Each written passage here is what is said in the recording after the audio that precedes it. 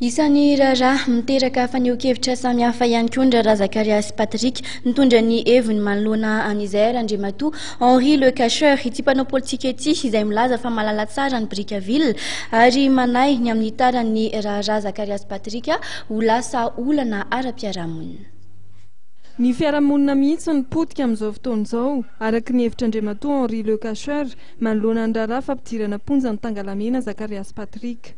Manahy ny taran'ny raharaha ihany koa Andriamatoa Henri Le Cacheur ary ny antsony hamoahana aingana amin'ny fonja ny tangalamena Zakarias Patrick. Aloha amin'ny zavatra nahazo any tangalamena Zakarias.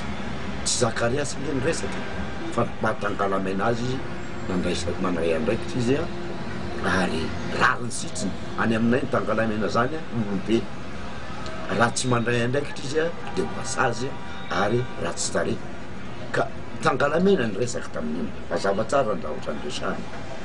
Izy ty moa tompona andraikitra mahay izy resaka regny resaka boîte rose moa ny resahany tamin'iny.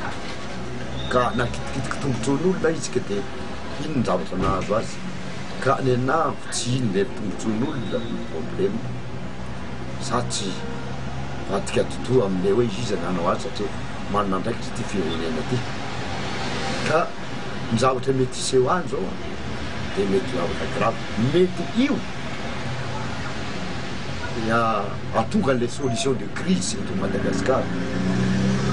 Misy dikany ty tenena amin'izany satria afa ela ny andrasan'ity firenena io vahoaka ty ny grande solution de crise zany.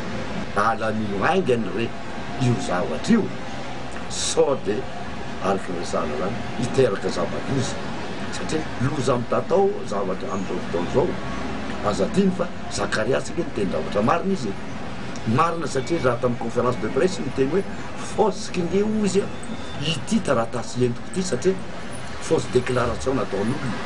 Ka marina zany namoaka taratasy fosika izy.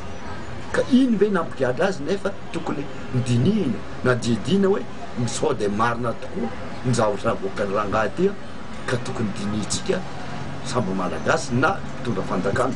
Omaly dia nisy ny fionana teo am-pikambana ao anatin'ny cellule de crise momba ny raharaha tangalamena Zakarias Patrick tamin'ireo tompona andraikitra samihafa eto amin'ny firenena.